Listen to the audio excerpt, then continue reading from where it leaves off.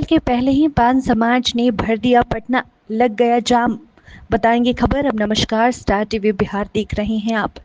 देखिए, पान समाज अपनी मांग को लेकर लगातार आंदोलन कर रहा है और ऐसे में आज पटना सिटी में आईपी गुप्ता के नेतृत्व में महार रैली का आयोजन किया गया, जहां आप तस्वीरों के माध्यम से देख सकते हैं कितनी ज्यादा भीड़ लगी है। ये भीड़ किसी और की नहीं बल्कि पान समाज की है।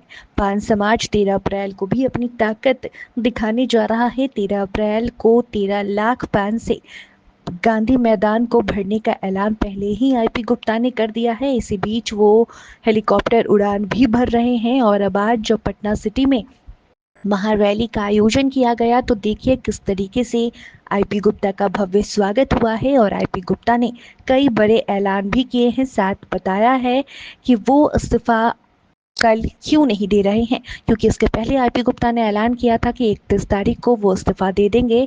कई और लोग भी उनके साथ इस्तीफा देंगे, लेकिन अब अपनी बात से आईपी गुप्ता मुकर गए हैं।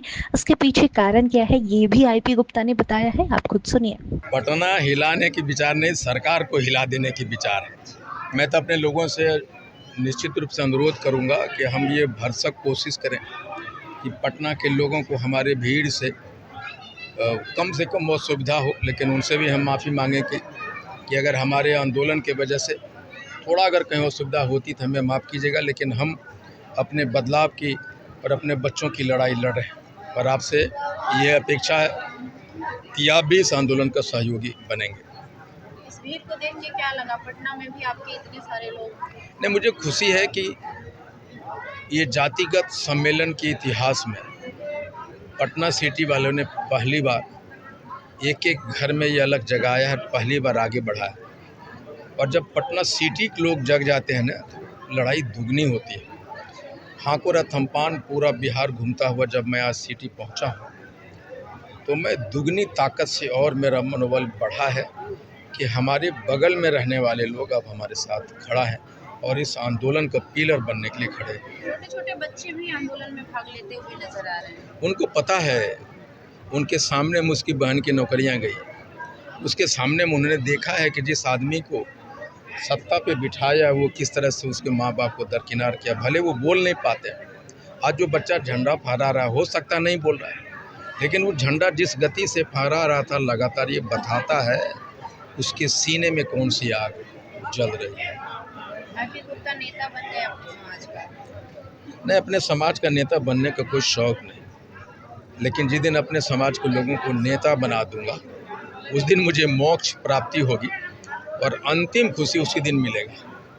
आपने कहा कि जो ताती तत्मा का वोट है वो ना जेडीयू का है, ना आरजेडी का है, ना बीजेपी का है, ना कांग्रेस का, तो किसका होगा वो? आरक्षण वापसी का वोट, जिधर से आरक्षण मिलेगा उधरे वोट जाएगा। हम लोगों की एकदम डे वन से कहा, हम किसी का गुलाम नहीं, लेकिन बेमोल बिक जाएंगे जिस दिन आरक्षण दे दोगे, हमारे लोगों को अपने साथ बिठाना चालू करोगे। वहाँ सारी बैरियर, सारी चीज़ें खत्म। अल्टीमेट मांग, जीवन के मरते दम तक एक ही मांग, मेरा आरक्षण मुझे वापस दो। पिछली बार प्रेस कॉन्फ्रेंस में आपने एक ऐलान किया था कि सभी लोग पार्टी से इस्तीफा देंगे। कब दे रहे हैं? एक्चुअली कल जगजीवन राम में एक आयोजित थे समारोह की हम सामूहिक रूप से सभी दल वाले एक साथ इस्तीफा देंगे। मेरा ये मानना था कि पटना के सारे लोग बैठेंगे, इस्तीफा दे देंगे, सहमति थी इस बात को। लेकिन जब इतने सारे कॉल आए हैं कि गांव से लेकर पंचायत, प्रखंड और जिला स्तर और स्टेट लेवल के लोग, सारे लोग इस्तीफा देना चाहते हैं, तो मुझे लगा कितनी बड़ी लिस्ट बनाने में हमारे पास अब समय नहीं है, आज ही भर का समय है। इसलिए मैंने कहा कि इसको कुछ दिनों के लिए रोकते हैं, हो सकता है 4 या 5, या हो सकता है कि 13 अप्रैल को, अगर ये 4-5 तारीख को नहीं हो सका तो 13 अप्रैल को सामूहिक रूप से मंच से हम लोग अपने अपने दल से इस्तीफा दे देंगे। 13 अप्रैल को गांधी मैदान भरने के बाद भी अगर आईपी गुप्ता की बात नहीं सुनी जाती है तो अगला कदम क्या होगा? नहीं, मुझे नहीं लगता कि नहीं सुनी जाएगी। ये जो एमएलए सब पागल हो गया विधानसभा में, हम तो अभी गांधी मैदान का मार्च भी नहीं किया है, और मैं जिस दिन ये आंदोलन चालू किया उस दिन से मुझे थोड़ा भी तनिक डाउट नहीं मुझे आरक्षण नहीं मिलेगा। और इसकी बानगी आपको विधानसभा में, ये अखंड बिहार से लेकर आज तक कभी भी किसी जाति का आरक्षण के लिए इतनी मांग नहीं उठी थी जितना उठ रही है। वो सिर्फ एक दिन का मार्चिंग का असर है, और आने वाले दिनों में मुझे मालूम है कि हमारा आरक्षण मेरे घर पे चल कर आएगा। आज अमित शाह पटना आए थे, लगातार रैलियां हो रही है, कभी मोदी जी आ रहे हैं, कभी अमित शाह आ रहे हैं, आपका कोई जिक्र नहीं हो रहा उसमें। देखिए, जो आदमी बरसों से गुलाम बना के रखा है हमें, वो इतना आसानी से हमें हमारी बात को मान लेगा, ये गलतफहमी तो मैं कभी नहीं पाला। मुझे मालूम है कि जो लंबी मंजिल, लंबा संघर्ष, लंबा इंतज़ार, मुझे पता है, लेकिन ये मैं जानता हूँ कि ये आग की तपिश सबसे ज़्यादा अगर किसी को जला रही है ना, तो भाजपा और जदयू है। ये आंदोलन की आग उन तक ज़्यादा लपटें वहीं जा रही हैं।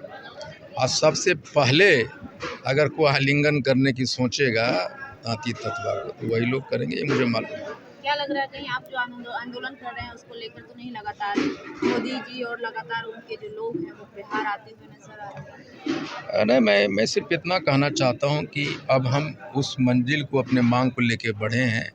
It's no turning point, we can not turn back. और ये सारे लोगों को पता है कि उनके बिना ये 2025 का इलेक्शन में सत्ता में काबिज होना वो असंभव सा है।